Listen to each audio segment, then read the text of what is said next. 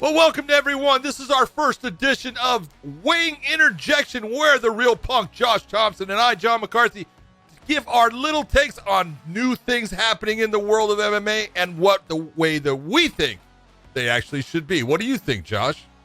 Well, it really depends on what people at home think of our conversation. That's really what matters. So hopefully you guys are catching this show. This show is on our new Clips channel only. It'll only be brought to you on this Clips channel. So make sure you hit the subscribe button. We're doing a special show that will headline our Clips channel just for you fans. So hopefully you guys enjoy this show. It's going to be fun, quick, and explosive because that's what John and I do. Podcast Dave, let's go, let's go. All right, guys. Can Conor McGregor make another run for the title? Go. Can he make a run for the title? Absolutely, he can make a run for the title. Anything is possible. The question is, will he make a run for the title? It is not can he, it's will he. I don't think he will. I do think he can. I don't think he can. I don't think he will either. So I don't think he's going to do either of them. I really believe once he comes back and he gets back into training shape, he's going to realize that it's not for him anymore. He's going to go lay down in his bed of $400 million and just sit there and just count it to himself. I just saw today he bought himself a Lamborghini yacht. I don't know what that is because I'm not $400 million rich.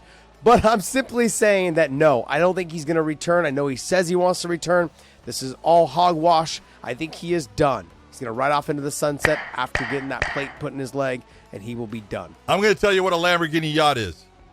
Something you and I will never be on. Very true. All right, on to the next one. Does Patricio Pitbull secure pound-for-pound number one in all of MMA with a win over AJ McKee? Go! I absolutely believe he does because right now there's that unsettledness going on in the UFC and their rankings right now. You've got Max Holloway, Brian Ortega, Volkanovski. All of them are trying to figure it out. Patricio Pitbull has been the standstill and the steadfast in Bellator. And if he knocks off the young up-and-coming guy in AJ McKee, who everyone thinks is going to be the one to knock off Patricio. If Patricio's able to get him out of there and finish him convincingly, I think he needs a finish to be put into that pound-for-pound number one featherweight in the world. That's what I believe. He's also, let's not forget, he's also the 155-pound champ as well in Bellator. None of those guys have competed, well, sorry, Max did, but none of them have been able to have success in that weight class. All right, let's just be honest about it. Is he going to be the number one pound for pound if he wins the fight? No, he is not. Too many people will not give him enough credit. They will say because he's not fighting in the UFC, he is not the number one. They're going to say Volkanovski is. Now, truthfully, could he be number one just on skill? Yes, he could. But the real question is, if AJ McKee beat him, would you put AJ McKee as the number one featherweight in the world? No, you would not. And that's why Patricio Pitbull, as good as he is, will not be considered the best if he gets a win against AJ McKee. I think that there's a chance AJ you hear does that get bell? put Just go in ahead and that stop top talking now. conversation. Don't try to go over I there. think Just they stop put talking. AJ Stop there. talking right now. The bell has gone off. How did the contract negotiations go down between Dana White and Nick Diaz? Josh, you're going to play Dana. John, you're going to play Nick. Go! Hey, homie, let me tell you something right now. Just give me the money. Give me someone that I can really fight and that I feel comfortable with.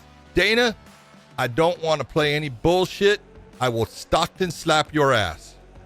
You ain't Stockton slapping nothing, motherfucker. What the hell kind of voice? Dana White.